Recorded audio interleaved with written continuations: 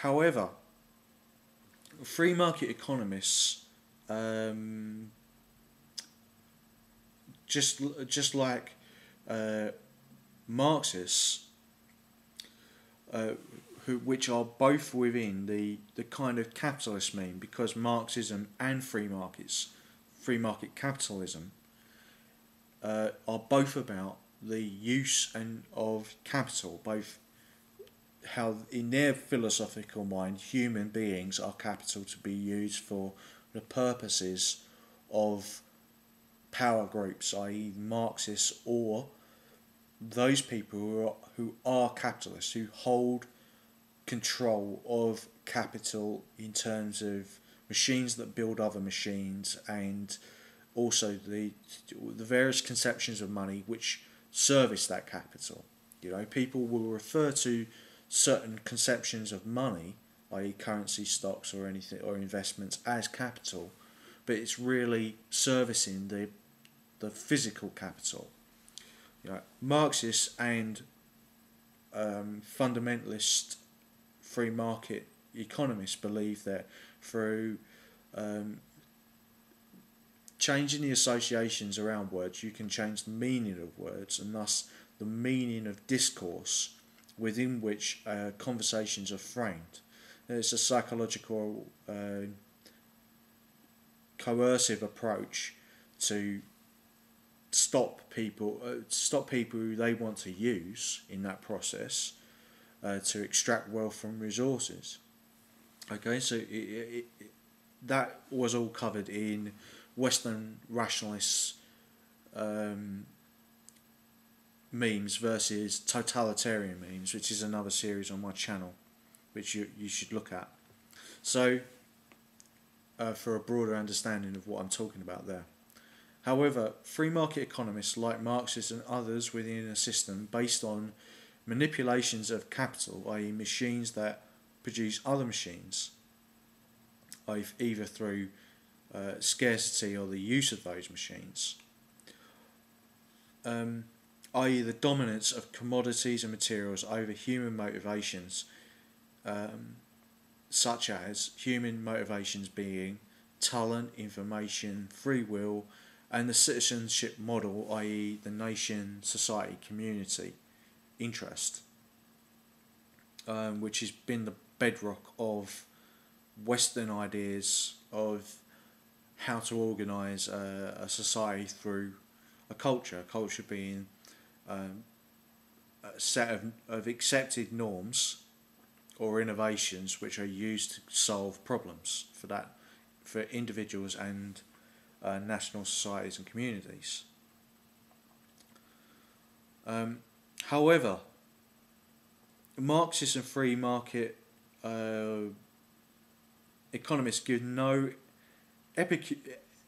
empirical model based on individual or collective social interest of the national community to produce this balance in market forces, which would create a more equitable, positive outcome for all economic agents.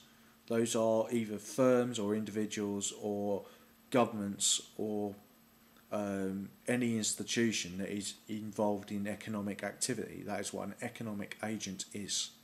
Right?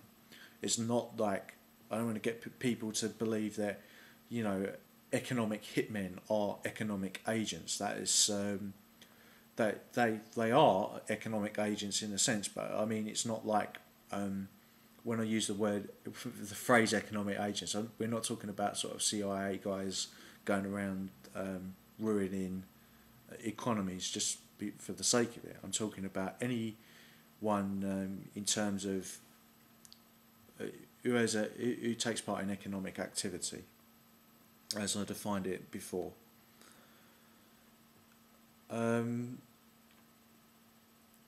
So free market models and Marxist models from a Western rationalist empirical point of view should be treated as totalitarian ideas. Let me explain that further. For instance, some free market economists or politicians believe that everything should be free market, and similarly, Marxists believe that everything should be um, in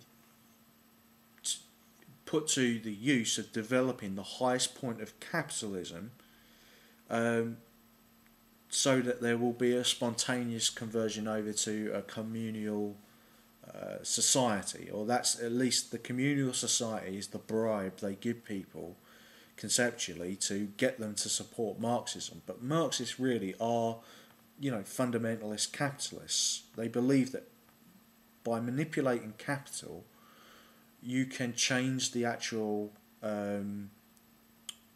views of people. It's a material dialectic, a material tension. And the dialect, of course, is in reference to language, which is what I talked about earlier with the association of change by totalitarians trying to change the associations of words to remove the true meaning of a word or a term. Okay, it's in that way to dominate people for their own purposes. If I go on further in that explanation, I'm going to tread on the territory of the Western Rationalist series on totalitarian versus totalitarian memes, corruption of the use of terms. So I'm not going to go any further there, but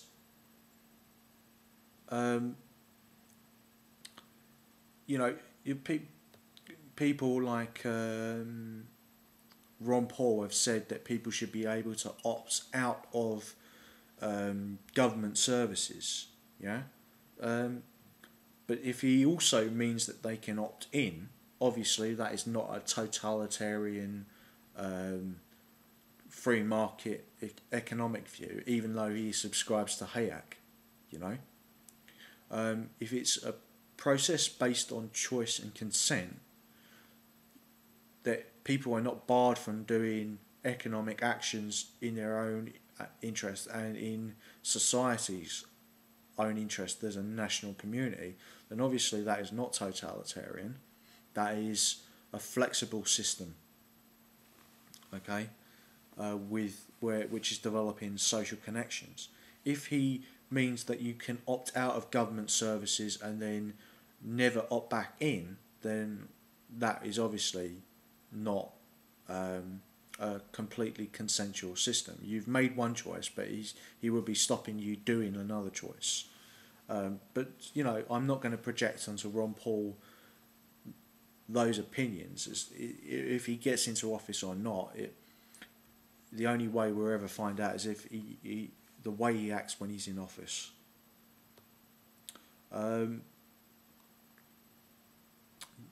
But I'll get on to Ron Paul as a subject within the idea of commodity gold money and versus the Keynesian model, because Ron Paul is not really attacking the Marxist model, because of course Keynesianism and Marxism are two rival ideologies, as much as Keynesianism is a rival to Hayekian free market economics, which part of Ron Paul's opinions subscribe to.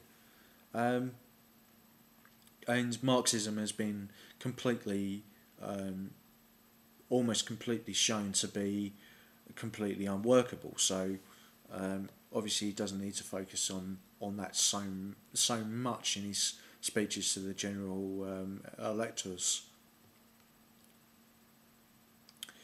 So I'm going to go over what I just said.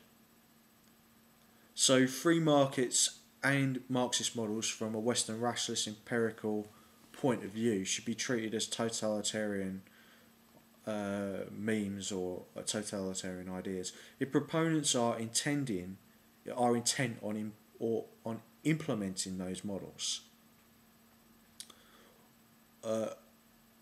or conceptually flawed memes.